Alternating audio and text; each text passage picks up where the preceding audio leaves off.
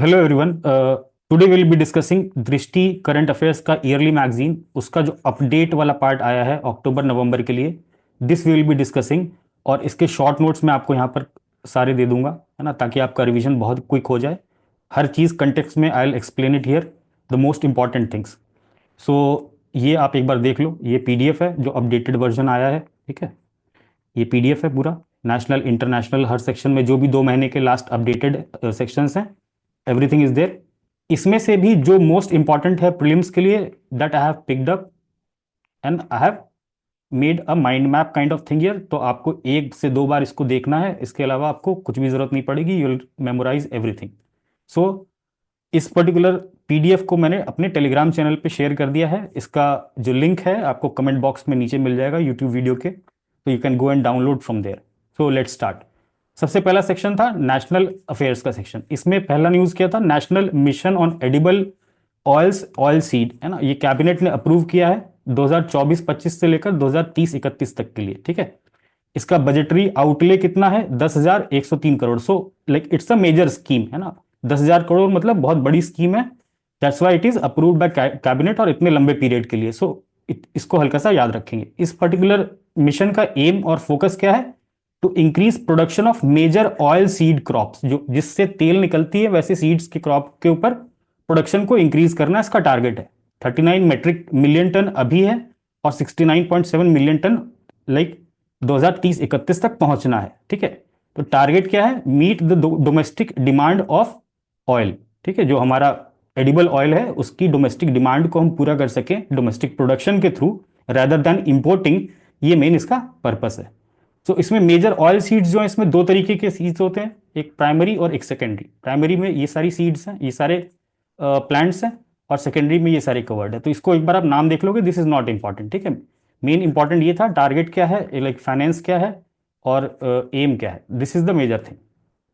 Then next news item which was important is mission Karmayogi के अंदर national learning week को inaugurate किया गया था। इसका पर्पस क्या था, कैपेसिटी और skill development for civil servants. ठीक है, एवरीवन नोज मिशन कर्मयोगी 2020 में लॉन्च किया गया था गवर्नमेंट के द्वारा for skill development of civil servants, है ना। सो बेसिकली इसका एम क्या है, कंपीटेंट और फ्यूचर रेडी सिविल सर्विसेज को बढ़ावा देना, और इफेक्टिव पब्लिक सर्विस डिलीवरी को भी आगे बढ़ाना, है ना। आत्मनिर्भर भारत है ना, एवरीथिंग कम्स उसमें, फिर आत्मनिर्भर भारत और सारी चीजें आ जाएंगी। सो मिशन कर्मयोगी में बस ये याद रखेंगे, it's related to civil services का capacity building, skill development. Launch कब हुआ था, 2020 कोविड के समय। मैरिटाइम नेशनल हेरिटेज कॉम्प्लेक्स को कैबिनेट ने मंजूरी दी है। कहां पर आ रहा है ये, लोथल गुजरात। तो this is very important, Lothal Gujarat, है ना, don't get confuse in Jamnagar Bhavnagar. ठीक है, लोथल में आ रहा है। ठीक है, दिस इज वेरी इंपॉर्टेंट। और आपने हरप्पन सिविलाइजेशन में भी पढ़ा होगा ना मैरिटाइम, उसके लिए लोथल के। Next one is cruise Bharat mission. ठीक है, इसको सितंबर में लॉन्च किया गया मिनिस्ट्री ऑफ पोर्ट शिपिंग और वाटरवेज के द्वारा। ठीक है, इसका एम क्या है, बूस्ट क्रूज का टूरिज्म इन इंडिया, ओशियन के टूरिज्म को, रिवर और आइलैंड्स के टूरिज्म को। तो cruise tourism everyone knows, cruise boats होती हैं ना, for the purpose of tourism it is used. So इसको ओशियंस के अराउंड भी हम डेवलप करेंगे, हमारे जो कोस्टल स्टेट्स हैं वहां पर भी हम फैसिलिटीज डेवलप करेंगे। और रिवर्स जो है, अंदर अंदर के जो रिवर, इनलैंड रिवर्स जो है ना, जैसे गंगा हो गई, गोदावरी हो गई, कावेरी हो गई। ठीक है, ऐसे बड़े बड़े रिवर्स पे भी क्रूज टूरिज्म का प्रमोशन हो, इसके लिए क्रूज भारत मिशन लॉन्च किया गया है। ठीक है, एम क्या है, अगेन 2 टाइम्स ट्रैफिक, है ना, जो आपका ट्रैफिक है उसको 2 टाइम्स इंक्रीज करना। जॉब क्रिएशन, है ना, क्रूज के सर्किट्स बनाए जाएंगे ना, जैसे मैंने बोला गंगा ना, गंगा के अराउंड अगर मान लीजिए आप बहुत सारे रिलीजियस सिटीज हैं, तो उनका एक सर्किट बन जाएगा। ठीक है, और हेरिटेज प्रमोशन भी होगा इससे। So this is about cruise Bharat mission, ये याद रखेंगे, ministry of port shipping and waterways. Then comes most important Bharat Gen, ये मैंने शायद पहले भी मेंटरशिप वालों को बता दिया था, और शायद टेस्ट में भी ये क्वेश्चन था। Ministry of science and tech ने लॉन्च किया इसको, और ये क्या है, इंडिया का first government supported multi modal large language model initiative. ठीक है, और this is based on generative AI ना, जो हम चैट जीपीटी यूज कर रहे हैं, that is a generative AI model. So basically ये इंडिया का पहला गवर्नमेंट फंडेड है। ठीक है, सो इसका एम क्या है, ट्रांसफॉर्मिंग पब्लिक सर्विस डिलीवरी। अब जैसे ना कोई चीज ये आपको पब्लिक सर्विस डिलीवर करना है ना, जैसे हेल्थ हो गया, सोशल सिक्योरिटी से रिलेटेड कुछ हो गया, एजुकेशन से रिलेटेड कुछ हो गया, you have to use the power of artificial intelligence और जनरेटिव एआई ना। These days generative AI is very popular, so government has also launch its own platform Bharat Gen through which it will develop foundational models, है ना। Foundational models किस में develop करेंगे? Language में, speech में और कंप्यूटर विजन में। तीन तरीके से हम इनपुट्स दे सकते हैं किसी भी आर्टिफिशियल इंटेलिजेंस को। लैंग्वेज मतलब बोल के, ठीक है। स्पीच मतलब वो सुन के कुछ करेगा, है ना, आपके वॉइस को रिकॉग्नाइज करेगा, साउंड्स को रिकॉग्नाइज करेगा। और तीसरा विजन को, है ना, आप क्या देख रहे हो और वो क्या दिखा रहा है। तो through these inputs you can generate your own content, है ना, वीडियो फॉर्मेट में, टेक्स्ट फॉर्मेट में, एनालिसिस फॉर्मेट में, everything is done through generative AI. So government का फोकस क्या है कि इसको इंडिया के कंटेक्स्ट में लॉन्च किया जाए, ठीक है। तो की फीचर्स में देख लेते हैं ना। मल्टीलिंगुअल इंडियन लैंग्वेजेस को यूज किया जाएगा, जिससे ना जितनी हमारी लैंग्वेजेस है उन सब के ऊपर ये मॉडल अप्लाई करेगा। तो बेसिकली मॉडल डेवलप कर रही है सरकार। और इसको क्या करेंगे? ओपन सोर्स कर देंगे। जैसे यूपीआई का प्लेटफॉर्म क्या था? ओपन सोर्स प्लेटफॉर्म है, कोई भी यूज कर सकता है। सिमिलरली ये प्लेटफॉर्म को भी गवर्नमेंट ओपन सोर्स कर देगी, ताकि क्या हो, जो स्टार्टअप्स हैं वो उस पर अपना अपना फीचर्स लॉन्च कर सके। So this is ultimately the aim of Bharat Gen. So इसमें इंपॉर्टेंट क्या है? Multi model large language model, generative AI is the keyword, science and technology ministry है। और बेसिकली इसका एप्लीकेशन क्या होगा कि पब्लिक सर्विस डिलीवरी को ट्रांसफॉर्म करना, सिटीजन्स को एंगेज करना, ठीक है। चैटबॉट्स देखते हैं ना, जो चैटबॉट्स हैं वो भी जनरेटिव एआई मॉडल पे अब काम कर रही हैं, ठीक है। सो सिटीजन्स का एंगेजमेंट होगा ना गवर्नमेंट की स्कीम्स के साथ, गवर्नमेंट के साथ, through artificial intelligence. So AI applications as public good, है ना, public good, health, education, these things are called public good. तो इंडिया के सोशियो कल्चरल और लिंग्विस्टिक डाइवर्सिटी को ये एड्रेस करेगा, that's it, through various language models.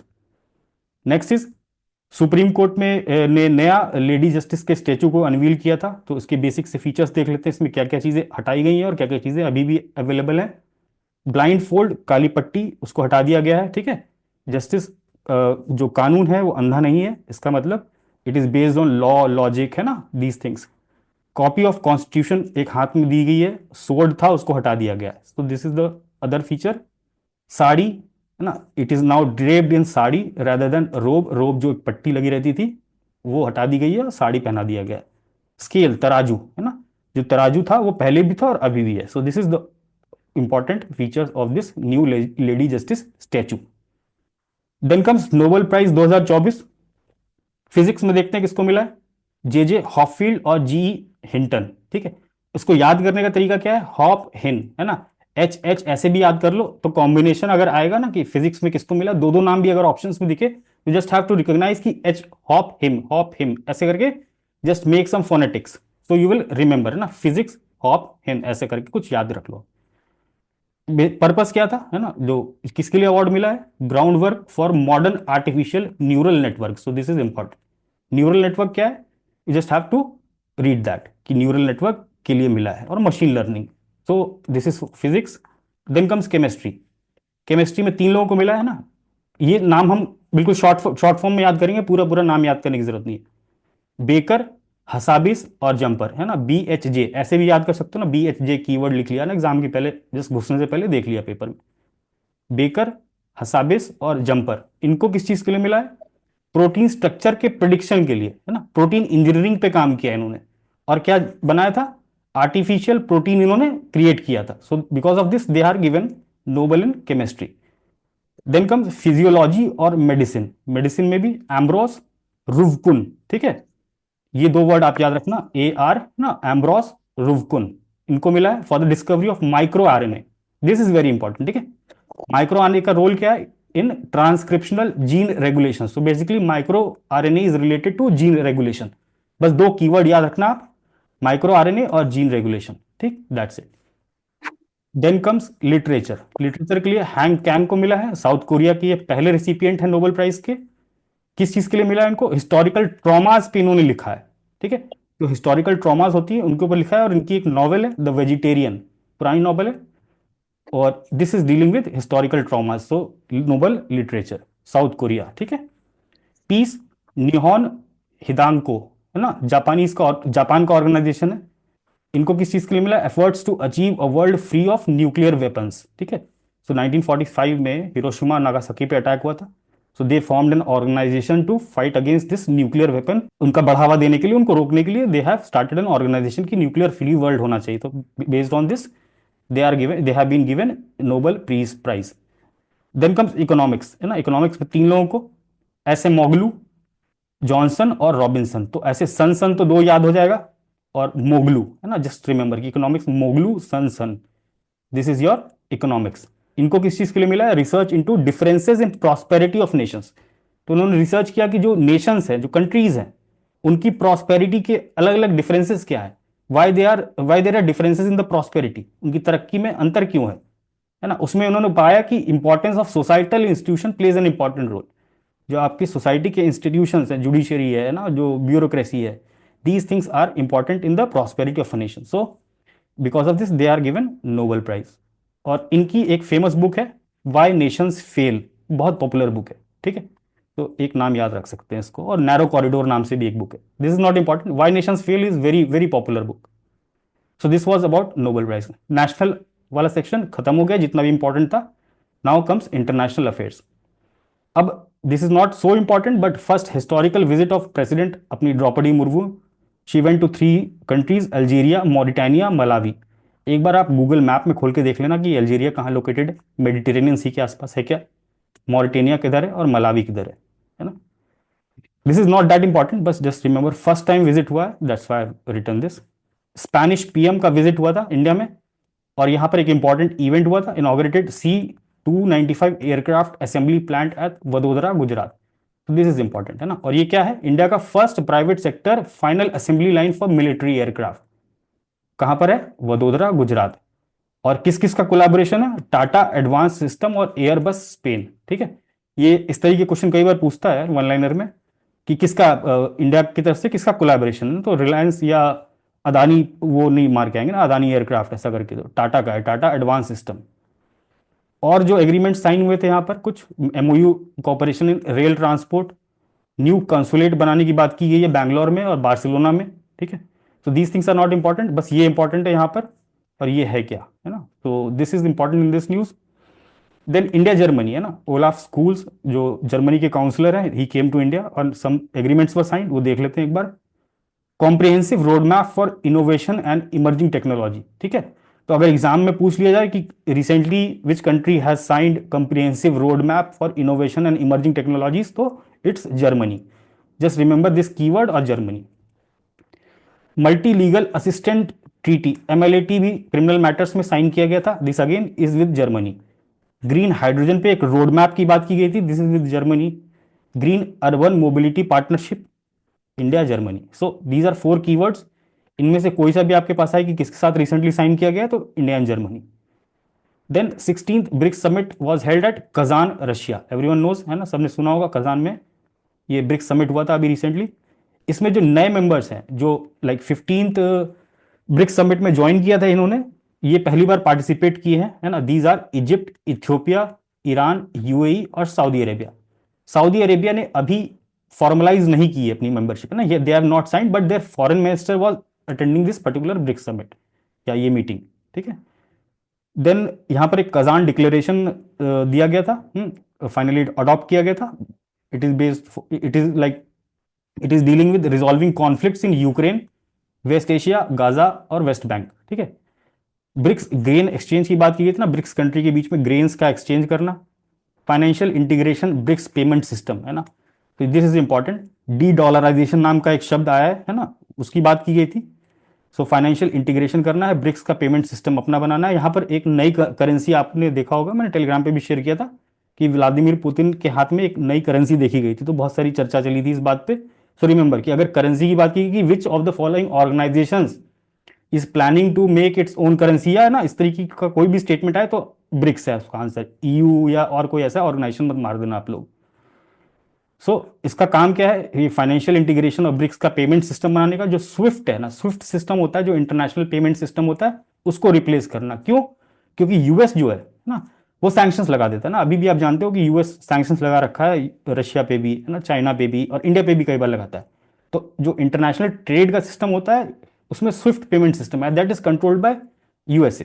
उस पर रिलायंस कम करने के लिए ब्रिक्स कंट्रीज अपना पेमेंट सिस्टम ला रही है, ताकि जो ये मेजर इकोनॉमीज है इनके बीच में ट्रेड में कोई इंपैक्ट ना पड़े।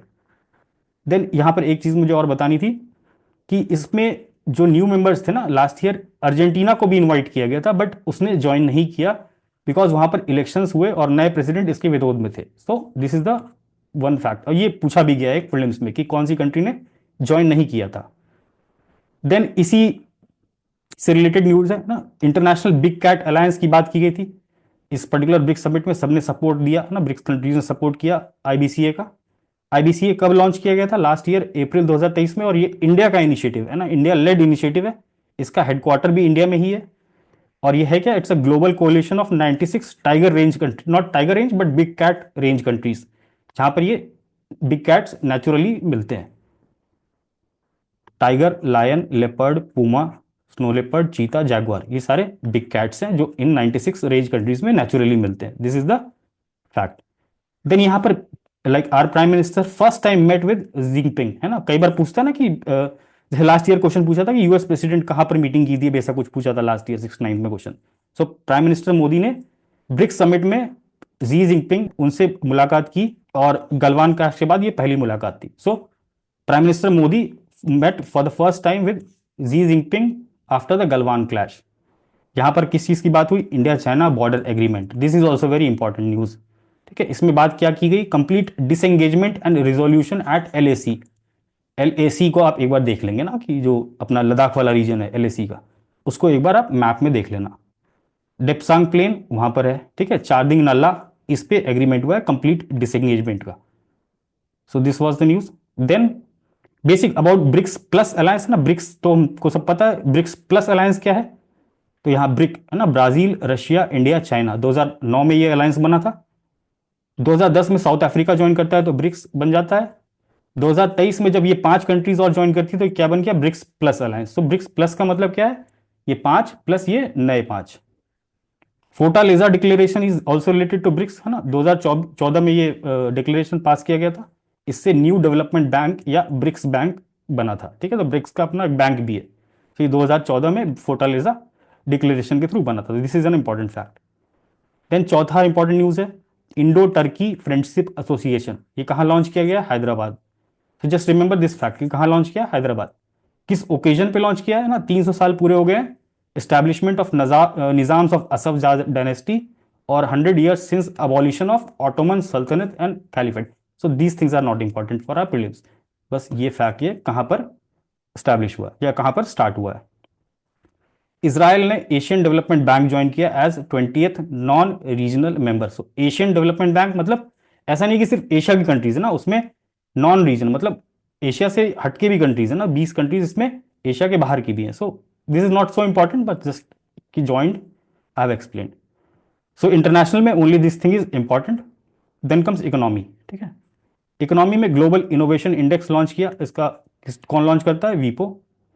इसका हेडक्वार्टर कहाँ है? जेनेवा में। World Intellectual Property Organisation. ठीक, इसमें इंडिया को कितनी रैंक मिली है? 39, जो लास्ट टाइम से काफी अच्छा है, पॉजिटिव है, positive from the last time, मतलब अच्छा परफॉर्म कर रहा है India.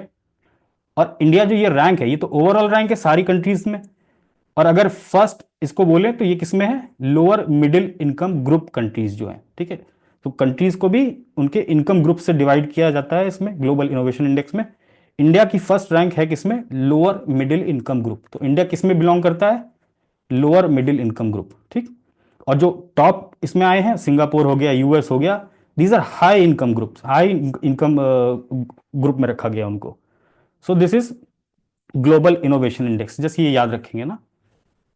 Indian Institute of Foreign Trade का फर्स्ट ओवरसीज कैंपस दुबई में स्टार्ट किया गया। This is not so important but just remember कि दुबई में स्टार्ट किया गया। डब्ल्यूटीओ की कुछ रिपोर्ट आई थी, उसमें कुछ कुछ बातें बोली गई थी, वो बातें इंपॉर्टेंट नहीं है बट ये 2 रिपोर्ट रिलीज करता है डब्ल्यूटीओ, इनके नाम याद रख लेना आप लोग।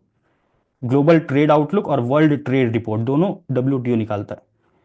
डब्ल्यूटीओ के नए मेंबर्स बने हैं कौन कौन? कोमोरोस और टिमोर लेस्ली, है ना, अभी फरवरी मार्च में। फॉरेक्स रिजर्व, हाँ दिस इज इंपॉर्टेंट। तो फॉरेक्स रिजर्व अभी सितंबर में ऑल टाइम हाई था, है ना, $700 बिलियन पहली बार क्रॉस किया ना, for the first time it crossed $700 billion. अब इसके होने के बाद इंडिया ने ज्वाइन कर लिया चाइना, जापान और स्विट्जरलैंड को as the only economy to surpass $700 billion in forex reserve. तो इन 3 कंट्रीज के पास ही अभी तक $700 बिलियन से ज्यादा का फॉरेक्स रिजर्व था, अब इंडिया ने भी ज्वाइन कर लिया है। So this is something important. GST council, है ना, इनकी मीटिंग हुई थी, इन्होंने क्या बनाया है? Group of ministers on compensation cess. और ये कंपनसेशन सेस कब एंड होने वाला है? 2026 में, according to the original GST act. तो जीएसटी पास हुई थी 2017 में, उसके अकॉर्डिंग स्टेट्स को एक कंपनसेशन सेस दिया जाता था जिसका पीरियड रखा गया था 2026 में एंड करने वाला था, तो उसके लिए GOM ग्रुप ऑफ मिनिस्टर्स का फॉर्मेशन हुआ है जो इस पे डिसीजन लेगा, है ना। और टैक्स पे लग्जरी, सिन और डिमेरिट गुड्स जो होते हैं उन पे क्या टैक्सेशन का स्कीम रहेगा for that. Next is PM e drive scheme, ठीक है, सॉरी ई ड्राइव है। 10,900 करोड़ का कैबिनेट ने अप्रूव किया। सो एक बार ये भी याद रखेंगे ना, 10,000 is like a big amount. Aim क्या है? Increase adoption of e vehicles, है ना, जो अपने ई व्हीकल्स हैं, इलेक्ट्रिक व्हीकल्स हैं, उनके अडॉप्शन के लिए स्कीम है। अडॉप्शन मतलब क्या? चार्जिंग स्टेशंस को इंप्रूव करेंगे, इंक्रीज करेंगे, इलेक्ट्रिक व्हीकल मैन्युफैक्चरिंग का इकोसिस्टम हम क्रिएट करेंगे देश में, मास मोबिलिटी को प्रमोट करेंगे ना, कि आप इलेक्ट्रिक व्हीकल्स के थ्रू ट्रांसपोर्ट करो, मास मोबिलाइज करो। अब एक पहले स्कीम लॉन्च की थी सरकार ने, EMPS 2024, electric mobility promotion scheme, है ना। अब इसको सरकार ने इसमें ही इंक्लूड कर लिया है इसको। तो it has been subsumed under PM e drive, it's e drive. World wide Fund Living Planet Report, है ना, बस एक चीज याद रखेंगे, लिविंग प्लैनेट रिपोर्ट कौन रिलीज करता है? World wide Fund. और इसमें किसकी बात की गई थी? इंडियन थाली फॉर फूड फॉर सस्टेनेबिलिटी। तो इस रिपोर्ट में बताया गया कि इंडिया की जो थाली सिस्टम है ना, that is a food for sustainability, वो अच्छा फूड है, सस्टेनेबल है। तो ये रिपोर्ट याद रखेंगे। और कौन रिलीज करता है? WWF, UNEP नहीं मार के आ जाएंगे ना, यूनाइटेड नेशंस इन्वायरमेंट प्रोग्राम, है ना, या और कुछ। WWF मतलब world wide fund for nature. So ये खत्म हो गया आपका section. Then come science and tech. Science and tech में भी इंपॉर्टेंट क्या है? सबसे पहला, India eliminates trachoma as a public health problem, WHO ने डिक्लेयर कर दिया। इसमें और कुछ जाने की जरूरत नहीं है, पुरानी स्कीम्स क्या है, नई स्कीम्स क्या है ना, इससे कोई मतलब नहीं है। बेसिकली ये डिजीज क्या है? It's an eye disease bye bacterial infection, this is important. Fungal नहीं है ना, और किसी तरीके का भी इन्फेक्शन नहीं है। It's a bacterial infection which can cause even blindness also. So this is a preventable disease. तो इसको इंडिया ने एलिमिनेट कर दिया है फाइनली, ऐसा WHO ने डिक्लेयर कर दिया है। अब ये एशिया का लार्जेस्ट चेरेनकोव टेलीस्कोप स्टार्ट किया गया है, इनॉग्रेट किया गया। कहां पर? हैनले, लद्दाख, है ना। हैनले नाम की एक जगह है जहां पर इंडियन एस्ट्रोनॉमिकल ऑब्जर्वेटरी का कैंपस है, वहां पर इसको इनॉग्रेट किया गया है। इसका नाम क्या गया है? मेस ऑब्जर्वेटरी, है ना। किसका इनिशिएटिव है? Department of Atomic Energy, BARC, sorry, BARC। किसने बनाया है इसको? इलेक्ट्रॉनिक कॉर्पोरेशन ऑफ इंडिया, है ना, ना इसरो ना DRDO, ठीक है। सो मेस ऑब्जर्वेटरी किसने बनाया है? Electronic Corporation of India for BARC, है ना, डिपार्टमेंट ऑफ एटॉमिक एनर्जी का ये प्रोजेक्ट है या ये टेलीस्कोप है। और ये एशिया का लार्जेस्ट टेलीस्कोप है ना। So it is the second largest gamma ray telescope in the world, है ना। गामा रे टेलीस्कोप में देखा जाए तो वर्ल्ड का सेकंड लार्जेस्ट है। और वैसे एशिया का लार्जेस्ट चेरनकोव टेलीस्कोप है। Cherenkov, like there are some systems, technical systems, उसके लिए हमको परेशान नहीं होना है। इसका नाम है मेस ऑब्जर्वेटरी, है ना। कुछ ऑब्जर्व क्या करेगा? वही यूनिवर्स और इन सब चीजों को ऑब्जर्व करेगा। नाम और लोकेशन याद रखना है ना, Hanle. Then comes Europa Clipper mission, very important, ठीक है। इसका पर्पस क्या है? To study the icy moon of Jupiter and science of life. तो जुपिटर बस याद रखना, यूरोफा क्लिफर, जुपिटर। और ये क्या है? अभी तक का नासा के द्वारा लॉन्च किया गया, it is the largest spacecraft NASA ever deployed for an interplanetary mission. तो नासा का आज तक का सबसे बड़ा इंटरप्लैनेटरी मिशन है फॉर जुपिटर, ना, यूरोफा क्लिफर।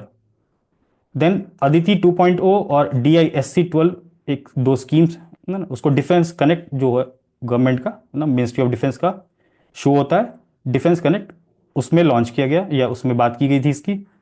इन दोनों का फुल फॉर्म क्या है? Acing development of innovative technologies with IDEX, है ना। सो बेसिकली ये दोनों प्रोग्राम किस चीज से रिलेटेड है? एक स्टार्टअप से रिलेटेड है डिफेंस में, और एक इनोवेशन से रिलेटेड है स्टार्ट उसमें डिफेंस में।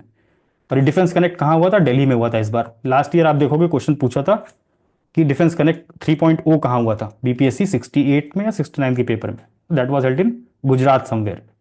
तो इस बार कहाँ हुआ है? दिल्ली में। अदिति क्या स्कीम है? मिनिस्ट्री ऑफ डिफेंस की स्कीम है। किस चीज से रिलेटेड है? डिफेंस में इनोवेशन। DISC क्या है? Defence India startup challenge. This is not important, Aditi पूछा जा सकता है। देन कम्स इन्वायरमेंटल एफर्ट्स, है ना। WMO ने क्या बोला? वर्ल्ड मेट्रोलॉजिकल ऑर्गेनाइजेशन, है ना, इसने बोला है ओजोन की रिकवरी हो रही है अंडर मॉन्ट्रियल प्रोटोकॉल। तो मॉन्ट्रियल प्रोटोकॉल हम देखा था ओजोन के लिए था, ओजोन डिप्लीशन सब्सटेंसेस के लिए था। WMO ने वही बोला है कि ओजोन का जो रिकवरी हो रहा है वो अच्छा हो रहा है आर्टिक एंटार्क्टिक दोनों में, because of following this Montreal protocol. तो मॉन्ट्रियल प्रोटोकॉल, है ना, आज तक का सबसे सक्सेसफुल ग्लोबल प्रोटोकॉल है, इस बात को आप याद रखना। मेंस के समय में we can give examples in essay specially. Then second one is cabinet approved rationalisation of all centrally sponsored schemes ना, सारी सेंट्रली स्पॉन्सर्ड स्कीम्स जो मिनिस्ट्री ऑफ एग्रीकल्चर की थी उनको सबको क्लब करके दो अम्ब्रेला स्कीम्स बना दी है ना, जो 1 लाख करोड़ की है लगभग। पहली प्रधानमंत्री राष्ट्रीय कृषि विकास योजना और दूसरी कृषि योजना। दो अम्ब्रेला स्कीम्स है, इसके अंदर सारी सारी जितनी भी मिनिस्ट्री ऑफ एग्रीकल्चर की स्कीम्स थी सेंट्रली स्पॉन्सर्ड, सब इन दोनों के अंडर बांट दी गई है। So this is not important, बस ये याद रखना कि these two are the umbrella schemes now of Ministry of Agriculture. Then एक सिस्टम की बात की थी, अन्ना दर्पण सिस्टम, ये फूड कॉर्पोरेशन ऑफ इंडिया का है ना, सप्लाई चेन मैनेजमेंट का सिस्टम है ना, फूड का सप्लाई चेन मैनेजमेंट। तो ये हमारे लिए इंपॉर्टेंट नहीं है, just I have mentioned. This is very important, India's first great Indian bustard है ना, hedged bye artificial insemination, very important. कहाँ पर? नेशनल कंजर्वेशन ब्रीडिंग सेंटर जो जैसलमेर में लोकेटेड, वहां पहली बार है ना, वर्ल्ड में भी पहली बार ग्रेट इंडियन बस्टर्ड, कोई भी एंडेंजर्ड स्पीशीज है ना, क्रिटिकली एंडेंजर्ड स्पीशीज को पहली बार आर्टिफिशियल इंसेमिनेशन से बनाया गया है। So this is important. Great Indian bustard आप लोग एक बार गूगल कर लेना किस किस स्टेट्स में मिलता है ना, वैसे राजस्थान में मिलता है, गुजरात में मिलता है और नीचे आंध्रा में भी मिलता है। इनका पॉपुलेशन मुश्किल से 150 है पूरे देश में, 150-200 के आसपास है। नेक्स्ट इज शॉर्ट है ना, ये वाला सेक्शन भी खत्म हो गया। शॉर्ट न्यूज में नए सीएम्स जो बने हैं ना, जो इलेक्शन हुआ था, नायब सिंह सैनी हरियाणा, अतिशी मार्लेना दिल्ली, स्टालिन तमिलनाडु, उमर अब्दुल्ला जम्मू एंड कश्मीर। अब इन सब स्टेट्स के ना आप लोग एक बार देख लेना कि इनके सीट्स कितनी थी असेंबली असेंबली में ना, हरियाणा की कितनी सीट थी, दिल्ली में कितनी सीट है ना, तमिलनाडु में कितनी सीट्स थी असेंबली की, एक बार देख सकते हैं ना, जो रिसेंट इलेक्शन होते हैं उनसे कई बार मैच द फॉलोइंग सीट्स कहा जाता है। एनसीडब्ल्यू की नई चेयरमैन अपॉइंट हुई है ना, विजय किशोरी रथकार, राहतकार, ठीक है, तो वेरी इंपॉर्टेंट। ये देख लेना आप किसको रिप्लेस किया है इसने, दिस इज योर होमवर्क है ना, किसके बाद आई है ये, पहली एनसीडब्ल्यू की चेयरमैन कौन थी है ना, एक बार विकीपीडिया देख लेंगे। एनसीडब्ल्यू पे बीपीएससी ने कई बार पीवाईक्यू पूछा हुआ है ना, आप देखोगे पीवाईक्यू सॉल्व भी किया होगा तो आपने ऑब्जर्व किया होगा इसको। So NCW chairman Aarti Sarin, she has become first women officer as director general of armed forces medical service, ठीक है। So one liner. Amit Shah अपने होम मिनिस्टर है ना, he has been elected as the chairperson of parliamentary committee of official languages, बस इतना से याद रखेंगे। ग्लोबल प्रेस्टीज अवार्ड कहां पर दिया गया है? हाउस ऑफ लॉर्ड्स है ना, जो यूके का पार्लियामेंट है उसके हाउस ऑफ लॉर्ड्स में ये अवार्ड दिया गया। किसको? विनोद बच्चन, जो कि फिल्म प्रोड्यूसर है, ठीक है। अब ऐसा ऑप्शन दे सकता है ना, बिकॉज हाउस ऑफ लॉर्ड्स में दिया हुआ ना, पार्लियामेंट में दिया है किसी को Prestige award, very big award kind of thing. So remember he is Vinod Bachchan, और ये क्या है? फिल्म प्रोड्यूसर है ना। अमिताभ बच्चन लिख भी देगा ऑप्शन में, तो don't go after that. Randhir Singh, first Indian president of Olympic council of Asia, ठीक है। और ये जो ओलंपिक काउंसिल ऑफ एशिया की मीटिंग हुई थी ना 42nd, वो इंडिया में हुई थी, ठीक है, अभी वहीं पे इनको इलेक्ट किया गया था। रतन टाटा है ना, died eight 86 years, very important figure है ना। रतन टाटा का तो विकीपीडिया भी पढ़ लेना एक बार। चेयरमैन ऑफ टाटा ग्रुप रहे हैं ना 1991 से 2012 तक। पद्म भूषण 2000 में, पद्म विभूषण 2008 में, ठीक है। तो याद रखना पद्म भूषण भी है, पद्म विभूषण भी मिला हुआ है। इनके मरने के बाद चेयरमैन ऑफ टाटा ट्रस्ट कौन बना है? Noel Tata. Doctor P Venugopal है ना, कार्डियोलॉजिस्ट थे, इनकी डेथ हो गई। लेकिन ये चीज मैंने क्यों लिखी है यहाँ पर? Because he was a pioneer of cardiac surgery. इन्होंने इंडिया का पहला हार्ट ट्रांसप्लांट किया था, like when he was started his career, और मे भी बहुत साल पहले। तो फर्स्ट इंडिया का हार्ट ट्रांसप्लांट इन्होंने किया था। पद्म भूषण मिला हुआ है 1998 में। डॉक्टर हारिनी अमर सुया है ना, श्रीलंका की नई पीएम बनी है। तो हमको आसपास अभी जो रिसेंट इलेक्शंस हुए हैं लास्ट 4-5 महीने में, उनको हमको याद रखना है कौन प्रेसिडेंट बना है, कौन प्राइम मिनिस्टर बना है। ये मैंने हाईलाइट करके उस दृष्टि वाले में भी दिया था, ठीक है। तो यहाँ पर लेटेस्ट अक्टूबर नवंबर में जो भी अपॉइंटमेंट्स हैं, those things I have mention, जो भी इंपॉर्टेंट वाले हैं। सो श्रीलंका पीएम।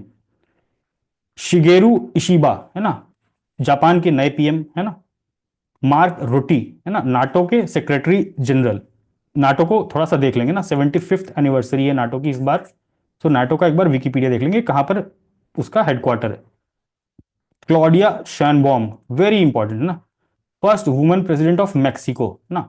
बीपीएससी कई बार ऐसी चीज पूछता है जब कोई पहली महिला कुछ बनती है ना, जो ग्लोबल लेवल पे। तो first women president of Mexico. Oleg Kononenko और निकोलाई चोब, जो भी है नाम, they are Russian cosmonauts and they have recorded for the longest stay on ISS। तो उन्होंने इंटरनेशनल स्पेस स्टेशन में सबसे लॉन्गेस्ट स्टे किया है आज तक, 374 days, ठीक है. So this is Russian cosmonaut. Then comes award and honour section. UN inter agency task force award किसको मिला? ICMR, Indian council of medical research. किस चीज़ के लिए? Non communicable diseases, mental health, इन सब चीज़ों पे काम करने के लिए. तो यूएन का अवार्ड है, इसलिए मैंने लिख दिया आईसीएमआर, याद रखेंगे. Dada Saheb Phalke award, Mithun Chakraborty. Sakharov prize 2024 है ना, कौन देता है? European parliament. किस चीज़ के लिए? फ्रीडम ऑफ थॉट के लिए. अब किसको दिया गया है? वेनेजुएलन, वही नई प्रेसिडेंट को ये शाखारोव प्राइज दिया गया. ये हमारे लिए बिल्कुल इंपॉर्टेंट नहीं है, मैंने कंटेक्स्ट बताने के लिए यहाँ पर बता दिया कि पॉलिटिक्स कैसे चलती है और अवार्ड्स कैसे मिलते हैं. Global anti racism championship award Urmila Chaudhary, Nepal की हैं. इंडिया मत मार्क कर देना आप एग्जाम में. Mahatma Gandhi leadership award UK, UK में किसी ऑर्गेनाइजेशन ने दिया है. किसको? एक्टर दारा सिंह खुराना को. तो ये इंडिया का अवार्ड नहीं है, ये यूके का अवार्ड है. Indian air force, sorry Indian astronomical जो भी है ना, like I don't know IF का full form, but just remember कि ये world space award for Chandrayaan 3 किसको मिला है? सोमनाथ, एस सोमनाथ ना, इसरो के चेयरमैन. ऑस्कर में इंडिया का नॉमिनेशन कौन है ऑफिशियल? लापता लेडीज. ऑर्गेनाइजेशन इंस्टीट्यूशंस में बात करें तो नीति आयोग, उसका वुमेन एंटरप्रेन्योरशिप प्लेटफॉर्म है ना, उसका हैदराबाद चैप्टर लॉन्च हुआ है. So this was an just women entrepreneurship platform is an initiative of, है ना, तो NITI Aayog, always remember. HCL, जो HCL technologies company, HCL times magazine की वर्ल्ड बेस्ट कंपनी 2024 में इसका नाम था. अभेद, अभेद क्या है? Light weight bullet proof jacket. तो क्या है? बुलेट प्रूफ जैकेट है, ठीक है. किसने बनाया है? डीआरडीओ और आईआईटी दिल्ली ने मिलकर बनाया है. और इसका फुल फॉर्म क्या है? Advanced ballistics for high energy defeat. तो बस अभेद याद रखना क्या है? बुलेट प्रूफ जैकेट है, डीआरडीओ और IIT Delhi. Then comes exercises operations. तो ये काज इंद है ना, ये मैंने लिख दिया है, इसमें समझ आने वाली कोई बात ही नहीं है. सिम्बेक्स है, स्वावलंबन शक्ति है, इब्सा मार है ना, तो आईबीएसए मैरीटाइम है ना. तो आईबीएसए कंट्री है, ग्रुपिंग है इंडिया, ब्राजील, साउथ अफ्रीका. तो 3 कंट्रीज की ग्रुपिंग थी, उसका ये एक्सरसाइज है, MAR मैरीटाइम, ठीक है. Malabar everyone knows, multinational exercise है, वाइजैग में होता है, Visakhapatnam. Yudh Abhyas, joint military exercise है बिटवीन इंडिया यूएस. JME मतलब ये मिलिट्री है ना, cause in joint military exercise. Maritime जहां था मैंने मैरीटाइम लिख दिया. देन कम्स डेज, डेज में है ना, national dolphin day, world habitat day याद रखना है, UN डे पता होना चाहिए, एकता दिवस सबको पता ही होता है. बुक्स में सिर्फ ये 2 बुक्स इंपॉर्टेंट है, ठीक है. Save America, Donald Trump, very important. Witness, Sakshi Malik, अपनी जो wrestler Olympian, very important. These 2 नाम याद रखना एकदम बिल्कुल. Then come sports. स्पोर्ट्स में क्या है? ICC women's T20 world cup 2024 UAE में हुआ. विनर कौन है? न्यूजीलैंड, ठीक है, पहली बार मिला है उसको, पहली बार वर्ल्ड कप जीता है. ATP हैंगजाओ ओपन है ना, चाइना में हुआ. मेंस सिंगल किसने जीता? इसने. और मेंस का डबल, जो ये 2 नाम है, जीवन N और विजय SP. ये NSP की जरूरत नहीं है, जीवन और विजय याद रखो बस, है ना, कि दे हैव वोन दिस मेंस डबल और इंडियंस हैं ये. ATP चेंगडू ओपन है ना, इसमें बस मेंस सिंगल्स को याद रखो आपने कि क्या नाम है. Men's Asian championship trophy, China में हुआ, हॉकी की ट्रॉफी है, वेरी इंपॉर्टेंट. एशियन चैंपियनशिप है, इसमें इंडिया जीता है ना, अगेंस्ट चाइना, ये भी याद रखेंगे. फौद मिर्जा, अगर कभी भी नाम दिख जाए एग्जाम में, है ना, फौद मिर्जा कौन है? इंडियन इक्विस्टराइन, मतलब घोड़सवारी करने वाले, घोड़सवारी वाला स्पोर्ट्स होता है दैट इज कॉल्ड इक्विस्टराइन. इनमें इनको गोल्ड मिला है और इनको तमाम जगह गोल्ड मिलता रहता है इक्विस्टराइन में. तो फौद मिर्जा हमेशा इक्विस्टराइन. PR श्रीजेश है ना, अपने हॉकी टीम के कैप्टन है Indian, so he has retired, so this is the only news. Aman Sehrawat जो रेसलर है, पेरिस ओलंपिक्स में उनको ब्रोंज मिला था. और he became the youngest Indian medal winner in history of Olympics. 21 साल 24 दिन में he has received a Olympic medal. तो this was the news and I hope I have covered everything in detail, है ना, जो भी इंपॉर्टेंट चीज़ें थी सारी चीज़ें बारीकी में पढ़ के and then I have conveyed these things to you. 1-2 बार आप इसको देख लोगे, so it will be done October November ना. Next will start with some of the most important things which you will not get anywhere, है ना, जो 1 liners most important है, उसके वीडियोस कल से आने शुरू हो जाएंगे, एक कल या परसों से. सो 10-10 15-15 मिनट की वीडियो रहेंगे, उसमें मैं ट्राई करूंगा कि 100-150 ऐसे इंपॉर्टेंट करंट अफेयर्स को कवर करा दिया जाए जो कहीं भी नहीं मिलता है और जनरली उनको याद भी नहीं रहता है. So thank you everyone and best wishes for the exam. 10 दिन बचे हैं, आप लोग बहुत अच्छे से मेहनत कर रहे होंगे. If you want anything just comment में आप मुझे बता दें so that I can help you out. Thank you.